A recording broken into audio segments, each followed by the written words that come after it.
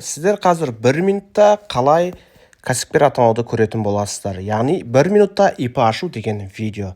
Сіздер Каспи приложениесіне кіргеннен кейін госуслуги дегенді басамыз. Госуслугиді басқаннан кейін сіздер зарегистрировать ИП-ны басамыз. Осы сәтте кіргеннен кейін міне өздеріңіз көріп тұрғандай регистрация ИП на Каспи KZ. Зарегистрировать ИП-ны басамыз. Регистрация ИП ашылғаннан кейін осы жерге өзіңіздің ИП-ңыздың атын атап жазатын боласыз. Осы жерде фамилия немесе бір атауды бересіз. Не көргендеріңіздей, одан кейін тұратын жеріңізді белгілейсіз, Алматы немесе қай қалада тұрасыз соны. Одан кейін өзіңіздің ауданыңызды белгілейсіз, район деп. Одан кейін өзіңіздің тұратын көшеңізді немесе офисіңіздің көшесін. Одан кейін дом және офис. Осыларды барлығын белгілегеннен кейін продолжить деп басатын боласыз. Данныйларды басқаннан кейін проверяем указанные данные деп пайыз жүреді.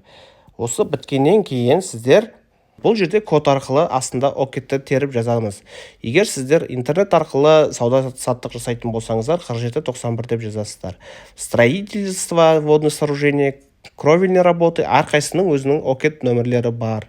Соны сіздер таңдап, соны жасайтын боласыздар. Сіздің бутигіңіз немесе офисіңіз 2000 квадрат метр шаршыдан жоғары жерде орналасса, онда сіз 47789 деген кодты теретін боласыз. Налоговый режимде упрощенный декларацияны таңдайсыз. Сосын продолжитті басасыз. Бәрі өткеннен кейін следуйте инструкциям, держите камеру на уровне глаз деп өзіңіздің түріңізді, яғни видеофиксациядан өтіп, фейс-контролдан өтіп тексерілесіз.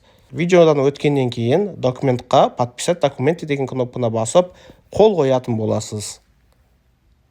Міне сіздің ИП-ңыз тіркелді. Егер сіздің ИП-ңыз тіркелмеген жағдай болса, онда сізде арест немесе сізде штраф болады. Соны мұқият қарап тексеріліңіз. Енді экранға шыққан келесі видеоны тамашалап, ол жерде 2023-те ИП налогты қалай төлейміз сол туралы айтылады. Кіріп көріп бағасын беріңіздер. Өте пайдалы болады. Тағы да бірнеше видеолар жасап қойдым, оны жақын уақытта салатын боламын.